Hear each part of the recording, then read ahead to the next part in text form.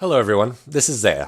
Recently I ran into a bit of a stumbling block in my City Construction Challenge series. Basically, I'd failed to extensively plan out a fairly large build, causing me to run into problems as I struggled to put together a finished product that looked good. My critical error was simply not taking enough time to plan out the build beforehand, which could have saved me a lot of headaches. Though particularly bigger buildings, and can save a lot of time, making the building process much smoother than it might be otherwise. The first step in planning your build is to figure out what you actually want to build.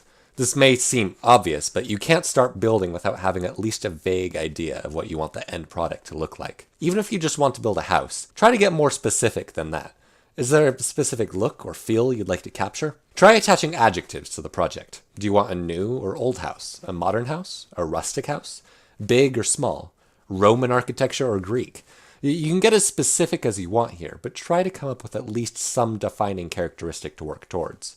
Otherwise, you may find yourself defaulting to a wooden box. At this point, you could even look up images of the building you want for inspiration.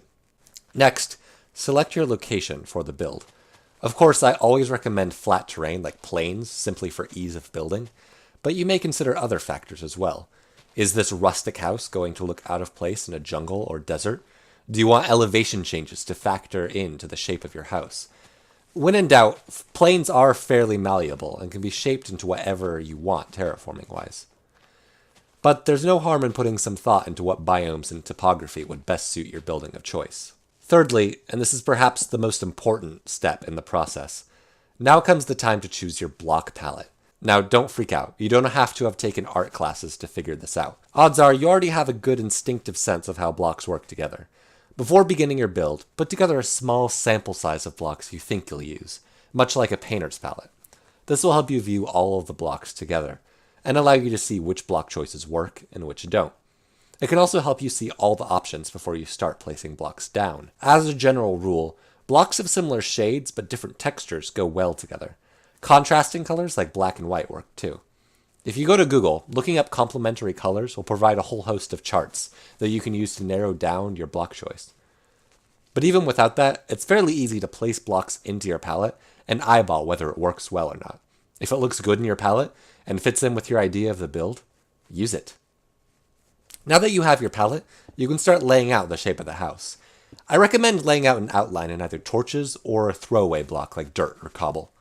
While a square can certainly be interesting, if you're prone to building wooden or dirt boxes, try experimenting with different shapes. If non-square shapes scare you, just attach multiple squares together, or make slightly longer or wider squares. Don't be afraid to try out crazy things like circles either. It's really not as intimidating as it seems, especially with so many online resources and charts that you can literally copy off of. With the layout finished, building can now begin in earnest. This is the part that's hardest to give real tips on, as mostly you'll just get better at it with practice and time. Hopefully all the planning will have paid off. You won't have to spend too much time figuring out what blocks will fit where, as you'll have your palette all ready to select from. If you know what type of building you want to create, say a rustic house, that should also help inform the structure of the house, including the shape of the walls or style of the roof. The last bit of advice I can give is don't be afraid to suck. Sometimes even the most thoroughly planned builds just don't turn out like you thought. If you don't have a lot of experience building, it might be a while before you create something that you're satisfied with. Embrace that. Minecraft is a sandbox of near infinite creativity, and playing with ideas, even if they don't turn out perfectly, is a sure way to improve your building skill. Anyway, that's going to be all for this video. See you in the next one, and thank you for watching. Bye-bye.